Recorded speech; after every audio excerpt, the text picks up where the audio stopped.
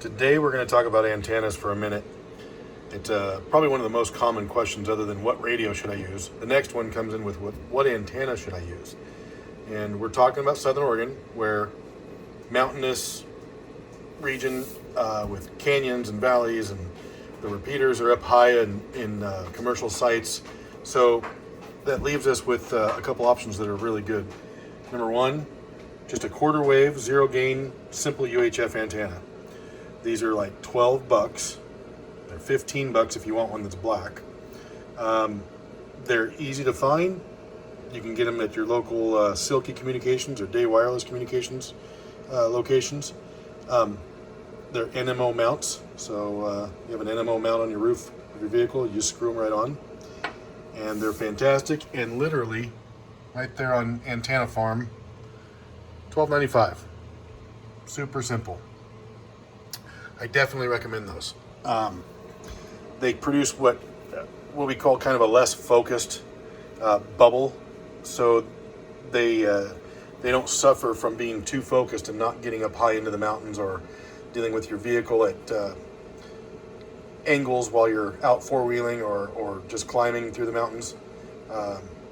Those don't affect them. These are very good all-around, works perfect antenna. And again, like I said, they're 12 bucks. They're pretty durable because they're short, but they will bend. I've seen them bent. I've bent them myself. Then there's the Phantom style antenna. This is mine right off my truck. I use it. I've used it for like the last 8 years. It's a Laird TRAB 4503, and they're supposedly about 3 dB gain, which that's great, but it's not that big of a deal. The nice thing is that they're durable. You can smack tree branches with these all day long, and they don't break, they don't bend. Well, anything can break eventually, but they're super durable, that's the point. Also NMO mount, and we'll go over here, and they're 50 bucks all day long, $49.95.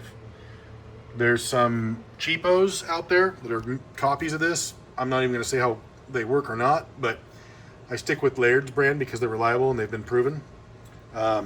I still get people to tell me that these don't work, that they're dummy loads, but I regularly get through the mountains, miles and miles away to the repeaters, no problem. And from my location in Merlin, Oregon, over through Grants Pass, over a ridge, talk simplex, 10, 15 miles away. So it's a great antenna option. And I keep talking about NMO mounts. So my best recommendation, a lot of people will get magnet mounts and whatever because they're timid about drilling holes in their roof. Drill the hole. We bought a tool to do it ourselves, but you can take it to Silky Communications or even Day Wireless in Medford, and you can have them drill your roof, mount the NMO mount for you, and then screw your antenna right on there, and you've got a great setup. Top center of your roof is the best place I can recommend. Some people in cars will do them in their deck lid, on the trunk lid. If you've got a Jeep Wrangler, this is going to sound silly, but drill a hole right in the center of your hood, mount that right there, or even this little guy, and you're going to have some pretty decent communications, much better than the little mounts that go on the corner of your hood mount in the back between the cowl for the windshield and the hood. But that's it. You don't have to spend a bunch on an antenna for a mobile to have good communications. Literally a $12 antenna, $13 antenna will do fantastic. So if somebody online is telling you that these don't work, they're garbage, blah, blah, blah, you need the 6 dB gain, whiz wing, whatever, great, newest, latest, greatest gadget antenna, yeah, you don't. These work absolutely wonderful.